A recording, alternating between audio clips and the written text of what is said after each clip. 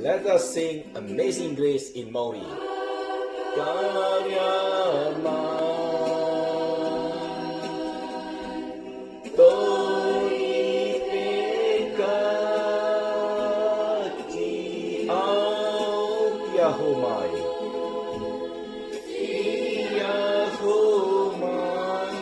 Raro i te po.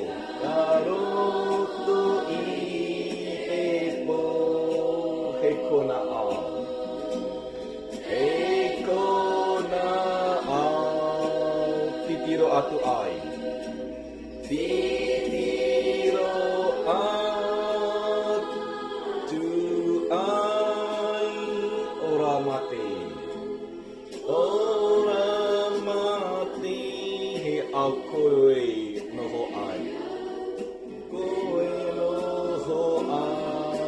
Once again, Whakaaria mai, ponipe kaki au tiahu mai, tiahu mai, raroto i te po, raroto i te po, he kona au, he kona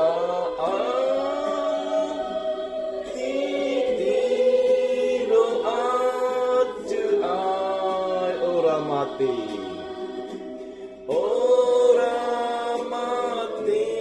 he au koe noho ai.